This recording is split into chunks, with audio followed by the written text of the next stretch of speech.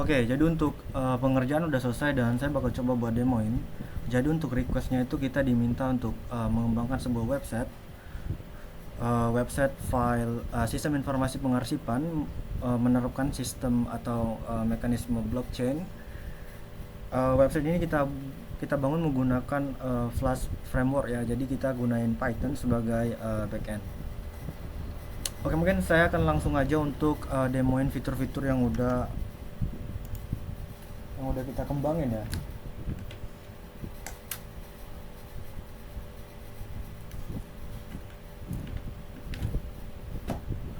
Untuk fitur itu kita ikutin sesuai dengan referensi dan juga sesuai dengan desain. Jadi ada desain dan juga referensi yang udah diberikan dan kita coba untuk kembangin sesuai dengan data-data itu.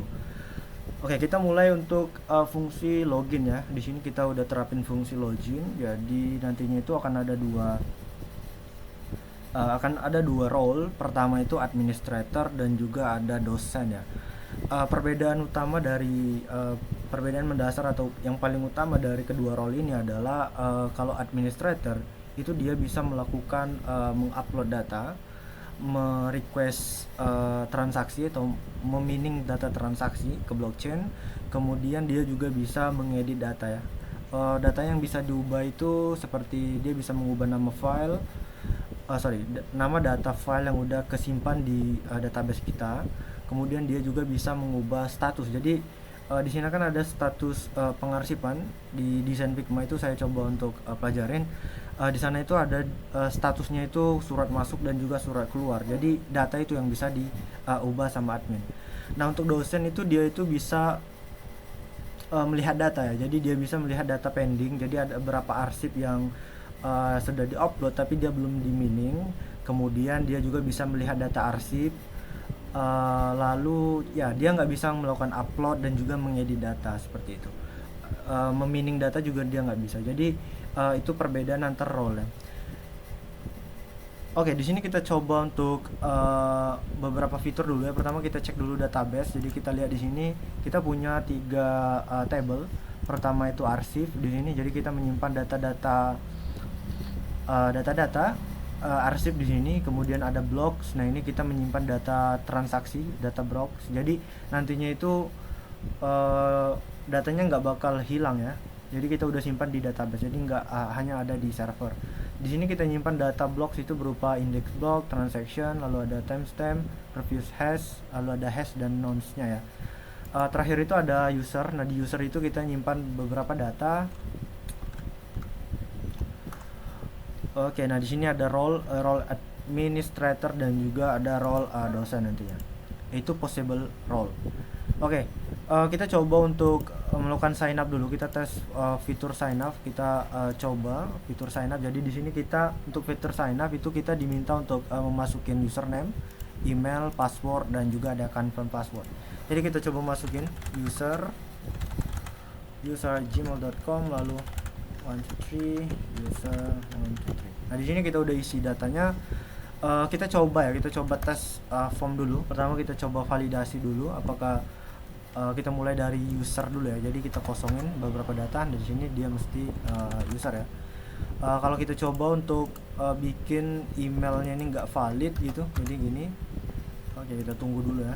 Di sini itu kita coba isi. Jadi di sini ada 2 kesalahan ya. Pertama itu email dan juga passwordnya ini saya bikin asal-asalan.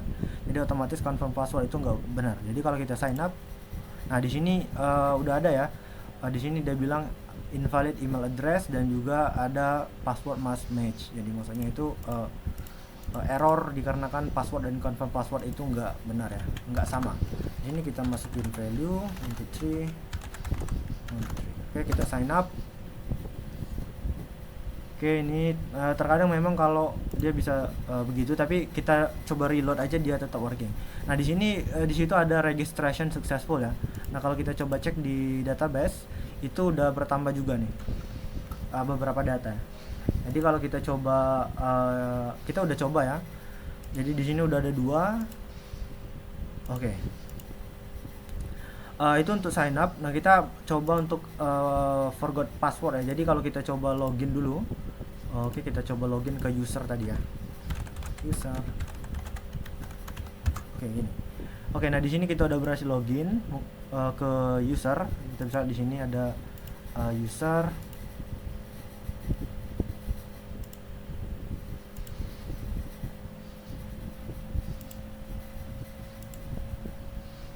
Oh ya, ini ada beberapa data yang nggak tampil ya. Oke, nanti saya bakal coba fix ya. Oke, seharusnya ini dia itu menampilkan username dan juga dia menampilkan apa ya? Dia menampilkan role-nya. Oke, nanti saya bakal coba fix. Oke, nah itu artinya kita udah berhasil menambahkan data tadi, berarti fungsi buat sign up itu udah benar. Nah, sekarang kita bakal coba untuk melakukan atau melakukan demo terhadap fungsi reset password. Jadi ya kita oke.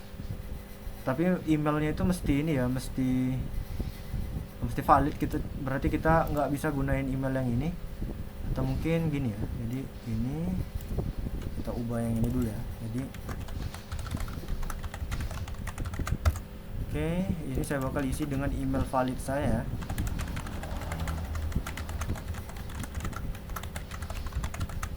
Oke, nah jadi saya bakal isi email yang ini. Kita bisa lihat tadi untuk passwordnya itu kan apa tadi? User 123. Oke, nah jadi kita coba request token. Sini kita tunggu. Oke, nah di sini ada alert OTP send successful, dan kalau kita coba cek di email pun di sini udah working. Nah di sini udah ada OTP terbaru. Kita bisa lihat jamnya ya. Oke, kita bisa validasi jam 1 lewat 10 dikirim. Sekarang ini 11. Oke. Nah, di sini kalau kita coba open, nah di sini ada OTP. Jadi kita bisa copy OTP dan kita paste OTP-nya di sini. Lalu kita masukin passwordnya. Jadi kita coba untuk password barunya itu pakai OTP aja. Jadi kan kita tetap udah ngopi ya tadi, ngopi OTP. Ya, kita coba reset password gini. Oke. Jadi kita masuk ke user.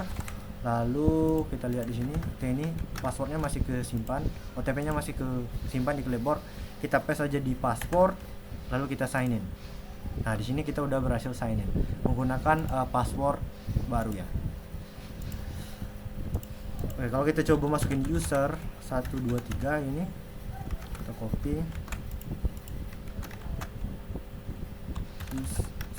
User 123 ini password lama ya. Jadi kalau kita copy dan kita paste lagi di sini. Nah, di sini untuk passwordnya itu gagal. Oke, artinya kita udah berhasil membuat mekanisme atau fungsi reset password. Jadi baik untuk role administrator ataupun role dosen itu nantinya bisa menggunakan fungsi ini untuk mereset password. Dikarenakan memang di website atau di desain Figma itu dia sedikit berbeda ya, karena di role dosen itu nantinya OTP-nya itu dikirim langsung oleh administrator. Nah, di sini saya pikir akan lebih baik kalau memang kedua user itu ya bisa menggunakan dua fungsi ini. Satu fungsi ini. Ya mungkin kita coba untuk melakukan validasi apa kayak beberapa fungsi itu memang benar atau enggak. Jadi kita coba cek untuk ini ya. Kita coba kosongin untuk OTP, atau mungkin kita kasih salah ya untuk OTP. Di sini kita reset password. Nah, di sini ada invalid OTP. Jadi di sini udah ada pengecekan. Lalu juga ada cooldown, lalu ada new password katakanlah. Jadi kalau kita request OTP dan kita bikin passwordnya itu nggak benar, oke, ini ini OTP-nya udah benar, lalu passwordnya itu satu ini password OTP. Nah, ini saya basing aja ya ini, dan saya reset password. Nah, di sini di sini dia ya passwordnya nggak benar ya, jadi invalid password. Jadi kalau kita masukin password yang benar, nah di sini password reset successful. Oke, itu untuk reset. Untuk login udah, jadi kita beberapa fungsi autentikasi udah oke ya. Jadi kita coba login dulu ke kita ke login ke administrator ini. Nah, di sini untuk administrator kita bisa lihat di sini ada beberapa fungsi. Pertama itu ada beberapa page. Pertama itu dashboard. Di dashboard ini kita bisa lihat beberapa info box seperti berapa total arsip, berapa pending mining data, atau berapa upload data yang di-upload dan belum di-mining. Kemudian di request to mine itu nanti kita bakal nampilin block list ya dari blockchain kita, transaksi-transaksi. Kemudian di sini ada upload. Nah, di sini adalah halaman upload di mana si administrator ini bisa mengupload file. Di sini udah support multiple file ya. Jadi kalau kita coba upload, oke, ini saya coba upload beberapa file.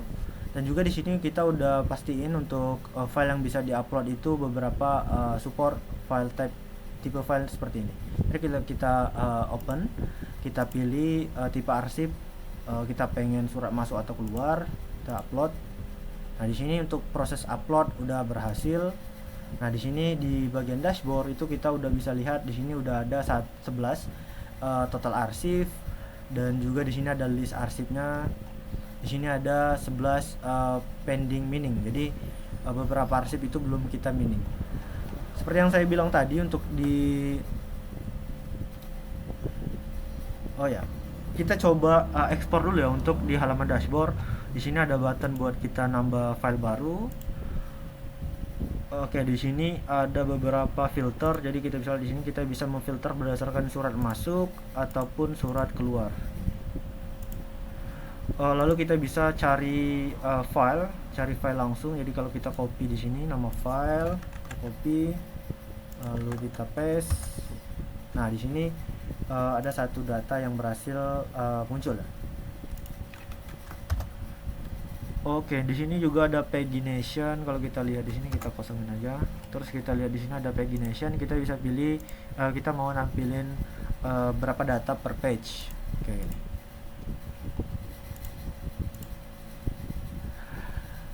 Oke, itu untuk fitur filtering. Kemudian di bagian action itu kita bisa download ini, mendownload file. Kita juga bisa melakukan pengeditan terhadap arsip itu. Jadi kita bisa mengedit nama file dan juga tipe surat. Jadi entah itu surat masuk ataupun surat keluar, kita bisa ubah di sini. Itu untuk dashboard ya. Jadi dashboard itu di sini dia menampilkan data pending arsip. Jadi arsip yang pending itu ditampilkan di sini. Kalau lalu di sini itu ada request to mine ya. Jadi request to mine itu nanti kita bisa memain data pending, data arsip yang masih pending itu kita bisa main di sini. Nanti akan kebentuk bloknya ya. Jadi di sini bakal muncul data bloknya. Oke, untuk upload ya tadi untuk arsip, di sini untuk arsip itu dia menampilkan keseluruhan arsip. Jadi kalau di dashboard itu kan hanya pending, sedangkan kalau di arsip itu menampilkan keseluruhan arsip. Untuk fungsi baik filter dan juga fungsi tabel itu sama ya. Jadi kalau kita ke request to mine dan kita mine 11, di sini kan ada 11 ya. Data yang masih pending itu 11. Jadi kalau kita coba mine, oke, kita coba tunggu. Nah, di sini kita bisa lihat di sini ada satu blok ya yang udah kita tambahin. Satu blok main successful, dan di sini ada 11 transaksi. Jadi setiap blok itu kan dia menyimpan data transaksi. Data transaksi yang kita main tadi itu kan 11 ya. Jadi ya di sini ada 11 data transaksi. Nah, kalau kita cek langsung di database, nah di sini kan ada satu data blok baru ya. Kita bisa untuk data transaksinya seperti ini. Oke, itu untuk main apa lagi ya? Ya itu aja ya. Kita bisa lihat untuk di sini statusnya itu udah di mine ya. Dan juga untuk di dashboard seperti yang saya bilang tadi, karena dia hanya menampilkan data yang masih pending, data arsip yang masih pending atau belum di mining, nah itu dia bakal kosong. Ini nggak ada data ditampilin di sini. Oke, kemudian itu di bagian sini ada fungsi buat mengedit data ya. Jadi user itu bisa mengedit data ya. Jadi dia bisa mengubah username, mengubah email, mengubah password, mengubah profile picture. Oke, jadi saya coba untuk ubah profile picture. Nah, di sini untuk profile picture udah berhasil diubah. Oke, itu untuk administrator. Next itu kita bakal coba logout dulu, dan kita coba login ke user tadi ya. Apa tadi passwordnya? Saya lupa juga nih. Ya, kita coba copy. Oke, nah di sini kita udah ada di user. Ya, di sini ada dashboard. request to main, arsip ini. Jadi untuk arsip kita bisa lihat di sini dia hanya bisa mendownload, nggak bisa melakukan perubahan data, nggak bisa menambah data. Oh ya, untuk di request to main tadi dia juga nggak bisa melakukan mining. Di sini ada di dashboard, nanti dia juga nggak bisa melakukan penambahan data dan melakukan pengupdatean data. Dia juga bisa merubah profile.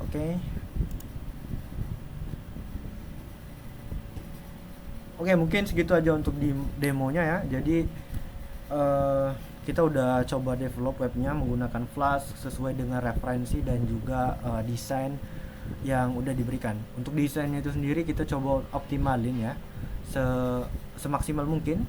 Ya mudah-mudahan bisa sesuai dengan request dan juga bisa dimengerti ya. Oke, terima kasih.